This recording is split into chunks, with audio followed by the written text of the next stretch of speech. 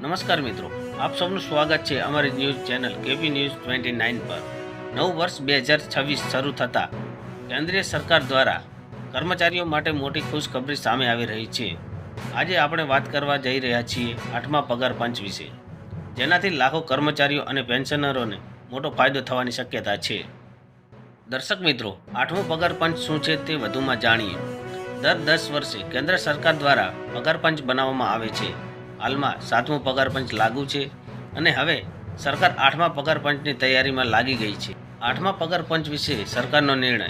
ગયા વર્ષે નવેમ્બરમાં સરકાર દ્વારા 8મા પગાર પંચની ભલામણો સ્વીકારવામાં આવી હોવાનું માહિતી સામે આવી છે।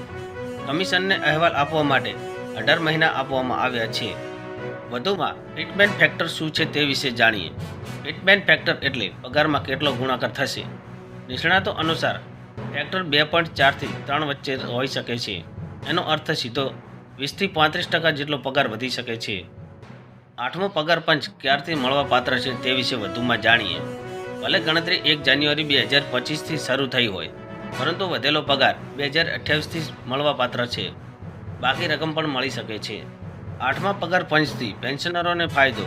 નવું પેન્શન ફોર્મ્યુલા તથા મોંઘવારી સામે સુરક્ષા, ફેમિલી પેન્શન પર ખાસ ધ્યાન અને નિવૃત્ત કર્મચારીઓની નાણાકીય સુરક્ષા પર મજબૂત થશે। દર્શક મિત્રો, 8મો પગાર પંચ સરકારી કર્મચારીઓ માટે આશાની કિરણ છે। જો તમે સરકારી નોકરીમાં છો અથવા પેન્શનર છો તો આ અપડેટ તમારા માટે અત્યંત મહત્વપૂર્ણ છે। દર્શક મિત્રો, આ વિડીયોમાં આપવામાં આવેલી સમગ્ર માહિતી વિવિધ મીડિયા અહેવાલો, જાહેર માહિતી અને નિષ્ણાતોના અનુમાન પર આધારિત છે। 8મા પગાર પંચ અંગે સરકાર તરફથી હજી સુધી કોઈ અંતિમ અધિકૃત સૂચના આપવામાં આવી નથી। આ વિડીયોમાં માત્ર માહિતી અને જાગૃતિ માટે બનાવવામાં આવ્યો છે।